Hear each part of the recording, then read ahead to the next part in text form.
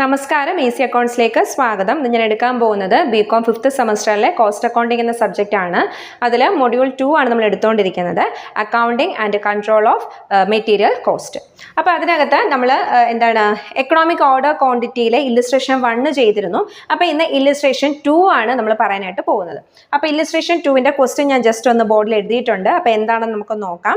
ഇവിടെ പറഞ്ഞിരിക്കുന്നത്, from the following information find out economic order quantity, the number of order placed in a year, time gap between two order. ഇവിടെ 3 കാര്യങ്ങൾ ചെയ്യണം. നമ്മൾ ഇതിന് മുന്നത്തെ പ്രോബ്ലത്തിലാണെങ്കിൽ എക്കണോമിക് ഓർഡർ ക്വാണ്ടിറ്റി മാത്രം ചെയ്താൽ മതിയായിരുന്നു. പക്ഷേ ഈ പ്രോബ്ലത്തിൽ എന്തൊക്കെയാണ് കണ്ടുപിടിക്കേണ്ടത്? എക്കണോമിക് ഓർഡർ ക്വാണ്ടിറ്റി കണ്ടുപിടിക്കണം. അതിനുശേഷം the number of orders placed in A year, അല്ലേ? അങ്ങനെയാണെങ്കിൽ ഒരു വർഷം എത്ര ഓർഡർ ആണ് നമ്മൾ കൊടുക്കേണ്ടതെന്ന് കണ്ടുപിടിക്കണം. അതുപോലെ തന്നെ ടൈം ഗ്യാപ്പ്, 2 ഓർഡർ തമ്മിൽ അല്ലെങ്കിൽ ഒരു ഓർഡർ കഴിഞ്ഞ് എത്ര സമയം കഴിഞ്ഞിട്ടാണ് അടുത്ത ഓർഡർ കൊടുക്കേണ്ടത്, അതും കണ്ടുപിടിക്കണം. ഇത്രയും കാര്യങ്ങളാണ് കണ്ടുപിടിക്കേണ്ടത്. അപ്പോൾ നമുക്ക് തന്നിരിക്കുന്ന ഇൻഫർമേഷൻ എന്തൊക്കെയാണെന്ന് ചോദിച്ചാൽ, ഒന്ന്, ആനുവൽ കൺസംഷൻ, ഒരു വർഷം എത്ര യൂണിറ്റ് ആണ് കൺസ്യൂം ചെയ്യുന്നത് തന്നിട്ടുണ്ട്. എത്രയാണ്? 120 യൂണിറ്റ് ആണ്. Buying cost per order 20. ഇവിടെ ബൈയിങ് കോസ്റ്റ് പെർ ഓർഡർ എന്ന് പറയുമ്പോഴേ ഓർത്താൽ അതെന്താണ്? ഓർഡറിങ് കോസ്റ്റ് ആണ്, അല്ലേ? നമ്മൾ ഓർഡർ ചെയ്യുമ്പോൾ ഉണ്ടാകുന്ന കോസ്റ്റിനെ നമ്മൾ ഇവിടെ നമുക്ക് ഡൗട്ട് ഉണ്ടാക്കാൻ വേണ്ടിയിട്ട് ഇവിടെ ബൈയിങ് കോസ്റ്റ് പെർ ഓർഡർ എന്നാണ് തന്നിരിക്കുന്നത്. അപ്പോൾ ഓർത്തോണം, അതെന്താണ്? ഓർഡറിങ് കോസ്റ്റ് ആണ്. എത്രയാണ്? 20.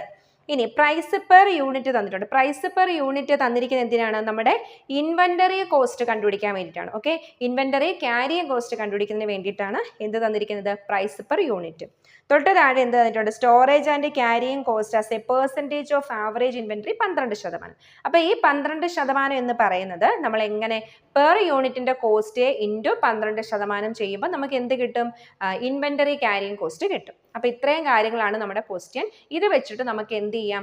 നമുക്ക് EOQവും അതുപോലെ തന്നെ എത്ര നമ്പർ ഓഫ് ഓർഡർ ആണെന്നും 2 ഓർഡർ തമ്മിലുള്ള ഗ്യാപ്പ് എത്ര ആണെന്നൊക്കെ കണ്ടുപിടിക്കാൻ നോക്കാം. അപ്പോൾ നമുക്ക് എങ്ങനെയാണ് പ്രോബ്ലം ചെയ്യുന്നത് നോക്കാം. ആദ്യം തന്നെ നമ്മൾ എന്ത് എഴുതുക? ഇക്വേഷൻ എഴുതുക. EOQ ആണ് ആദ്യം കണ്ടുപിടിക്കാൻ പറഞ്ഞിരിക്കുന്നത്. √2CO divided by I. അപ്പോൾ നമുക്ക് തന്നിരിക്കുന്ന കാര്യങ്ങളൊക്കെ നമുക്ക് സൈഡിലോട്ട് എഴുതാം. ഇവിടെ എന്തൊക്കെയാണ് നമുക്ക് വേണ്ടുന്നത്? C വേണം, അല്ലേ? അതുപോലെ തന്നെ OI. ഈ 3 കാര്യങ്ങളുണ്ടെങ്കിൽ നമുക്ക് EOQ കണ്ടുപിടിക്കാം.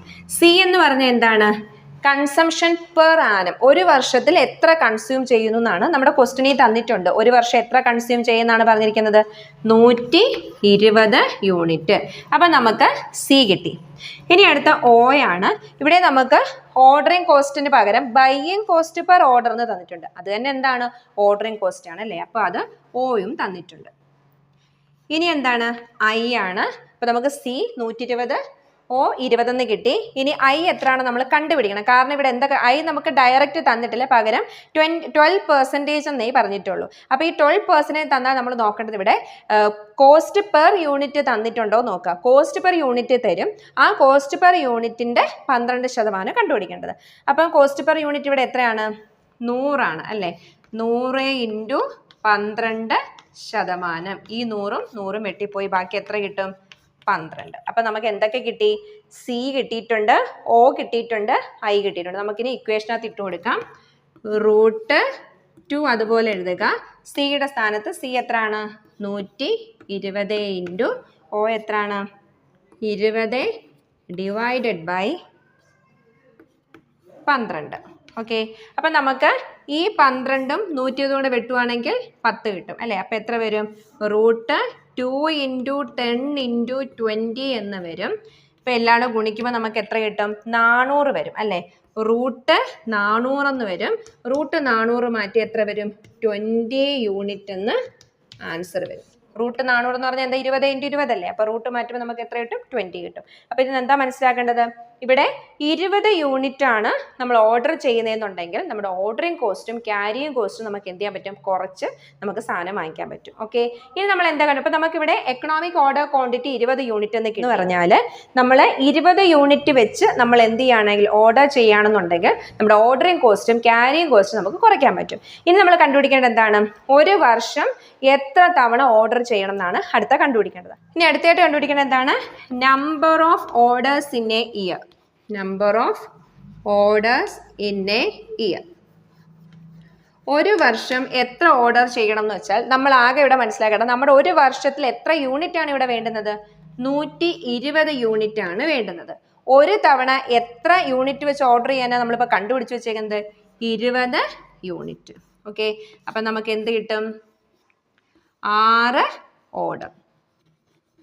ഓക്കെ, അപ്പോൾ എങ്ങനെയാണ് ഒരു വർഷം എത്ര തവണ ഓർഡർ ചെയ്യണം എന്നുള്ള നമ്മൾ എങ്ങനെയാണ് കണ്ടുപിടിക്കേണ്ടത്? നമുക്കൊരു വർഷം മൊത്തത്തിൽ വേണ്ടുന്ന യൂണിറ്റിനെ നമ്മൾ EOQ വെച്ച് കിട്ടിയപ്പോൾ, അതായത് ഒരു തവണ നമ്മൾ എത്ര യൂണിറ്റ് ഓർഡർ ചെയ്യണം എന്നാണ് പറഞ്ഞത്? 20 യൂണിറ്റ് നമ്മൾ കണ്ടുപിടിച്ചു. അപ്പോൾ ആ 120നെ 20 കൊണ്ട് ഡിവൈഡ് ചെയ്യുമ്പോൾ 6 കിട്ടും. അതായത് ഒരു വർഷം 6 തവണ നമ്മൾ എന്ത് ചെയ്യാം? ഓർഡർ ചെയ്യാം. ഇനി അടുത്ത എന്താണ്? ടൈം ഗ്യാപ്പ് ആണ്. അടുത്ത എന്താ പറഞ്ഞിരിക്കുന്നത്? 2 ഓർഡർ തമ്മിലുള്ള ടൈം ഗ്യാപ്പ് ആണ്. Okay, time gap between 2 orders. Time gap between 2 orders എന്ന് പറഞ്ഞാൽ നമുക്കറിയാം ഒരു വർഷം അല്ലേ, ഒരു വർഷം മൊത്തം എത്രയാണ്? 12 മാസമാണുള്ളത് അല്ലേ, 12 മന്ത്സ്. ഇതിനെ നമ്മൾ എത്ര തവണയാണോ ഓർഡർ ചെയ്യുന്നത്, നമ്പർ ഓഫ് ഓർഡർ കൊണ്ട് എന്ത് ചെയ്താൽ മതി? ഡിവൈഡ് ചെയ്താൽ മതി. അപ്പം നോക്കിയേ, 12 മന്ത്സിനെ ഇവിടെ എത്രയാണ് നമ്പർ ഓഫ് ഓർഡർ? 6 ആണ്. അപ്പം എന്ത് ചെയ്യാം? 2. ഓക്കെ, അപ്പം ഇതിൽ നിന്ന് എന്താ മനസ്സിലാക്കേണ്ടത്? 2 മന്ത്സ് എന്ന് പറഞ്ഞാൽ 2 മാസം കൂടുമ്പോൾ നമ്മൾ എന്ത് ചെയ്യണം? ഓർഡർ. അതായത് നമ്മൾ ഒരു തവണ ഓർഡർ ചെയ്ത് കഴിഞ്ഞാൽ വീണ്ടും 2 മന്ത്സിന് ശേഷം എന്ത് ചെയ്യുക? അടുത്ത ഓർഡർ ചെയ്യുക. ഓക്കെ, അങ്ങനെയാണ് ഇവിടെ എന്ത് കിട്ടിയെന്ന്? 2 മന്ത്സ് എന്ന് കിട്ടിയിരിക്കുന്നത്. അപ്പോൾ 3 കാര്യങ്ങൾ നമ്മൾ കണ്ടുപിടിച്ചു. ആദ്യം എക്കണോമിക് ഓർഡർ ക്വാണ്ടിറ്റി കണ്ടുപിടിച്ചു. എക്കണോമിക് ഓർഡർ ക്വാണ്ടിറ്റി എന്ന് പറയുമ്പോൾ എന്താണ്? ഇവിടെ ഓർഡറിങ് കോസ്റ്റും ക്യാരിയിങ് കോസ്റ്റും മിനിമൈസ് ചെയ്തുകൊണ്ട് നമ്മൾ സാധനം വാങ്ങിക്കുക. അപ്പോൾ ഇവിടെ എന്താണ് കിട്ടിയത്? നമുക്ക് 20 യൂണിറ്റ് എന്ന് കിട്ടി അല്ലേ. അതായത് 20 യൂണിറ്റ് ഓർഡർ ചെയ്യുകയാണെങ്കിൽ ഓർഡറിങ് കോസ്റ്റും ക്യാരിയിങ് കോസ്റ്റും കുറവായിരിക്കും. ഇവിടെ മൊത്തം നമുക്ക് അങ്ങനെയാണെങ്കിൽ എത്ര തവണ ഓർഡർ ചെയ്യണം എന്ന് കണ്ടുപിടിച്ചു. അതെങ്ങനെ കണ്ടുപിടിക്കുന്നത്? ഒരു വർഷം നമുക്ക് വേണ്ടുന്ന യൂണിറ്റിനെ നമ്മൾ ഒരു തവണ എത്ര യൂണിറ്റ് ആണോ നമ്മൾ ഓർഡർ ചെയ്യുന്നത് അതുകൊണ്ട് ഡിവൈഡ് ചെയ്യുക. അപ്പോൾ ഇവിടെ 120 ആണ് മൊത്തത്തിൽ നമുക്ക് ഒരു വർഷം വേണ്ടുന്ന യൂണിറ്റ്. അതേ ഡിവൈഡ് ബൈ ഒരു തവണ എത്ര യൂണിറ്റ് ഓർഡർ ചെയ്യാൻ നമ്മൾ കണ്ടുപിടിച്ചു വെച്ചത്, അതായത് EOQ എത്രയായിരുന്നു? 20. അപ്പം 120നെ 20 കൊണ്ട് ഡിവൈഡ് ചെയ്തപ്പോൾ നമുക്ക് 6 എന്ന് കിട്ടി. അതായത് ഒരു വർഷം 6 തവണ നമുക്ക് എന്ത് ചെയ്യാം? ഓർഡർ ചെയ്യാമെന്ന് കിട്ടി. ഇനി ഒരു ഓർഡർ ചെയ്ത് കഴിഞ്ഞ് എത്ര ടൈം കഴിഞ്ഞിട്ടാണ് അടുത്ത ഓർഡർ ചെയ്യേണ്ടത് എന്ന് കണ്ടുപിടിക്കാൻ എന്താ ചെയ്യേണ്ടത്? മൊത്തം നമുക്ക് 12 മാസമാണ്. ആ 12 മാസത്തിനെ നമ്മൾ ആ ഒരു വർഷം എത്ര നമ്പർ ഓഫ് ഓർഡർ ആണ് നമ്മൾ കണ്ടുപിടിച്ച് വെച്ചേക്കുന്നത്? 6 അല്ലേ. അപ്പൊ 12 ഡിവൈഡ് ബൈ 6 എന്ന് ചെയ്യുമ്പോൾ നമുക്ക് കിട്ടിയത് 2. ഈ 2 എന്ന് ഉദ്ദേശിക്കുന്നത് എന്താണ്? 2 മന്ത്സ് ആണ്. അതായത് ഓരോ 2 മാസം കൂടുമ്പോഴാണ് നമ്മൾ എന്ത് ചെയ്യേണ്ടത്? ഓർഡർ ചെയ്യേണ്ടത്. അപ്പോൾ ഇത്രയും കാര്യങ്ങളാണ് ഇല്ലുസ്ട്രേഷൻ 2. വളരെ സിമ്പിൾ ആണ്. അപ്പം ഇതുപോലെ EOQന്റെ കൂടെ ഇത്ര അഡീഷണൽ കാര്യങ്ങളോട് ചോദിക്കുകയാണെങ്കിൽ എങ്ങനെയാണ് ചെയ്യേണ്ടതെന്നാണ് ഈ ഒരു പ്രോബ്ലത്തിലൂടെ ഞാൻ മനസ്സിലാക്കി തന്നത്. അപ്പം ഇനി നമുക്ക് ബാക്കിയുള്ള ടോപ്പിക്സുമായിട്ട് നമുക്ക് വരും വീഡിയോസിലൂടെ കാണാം.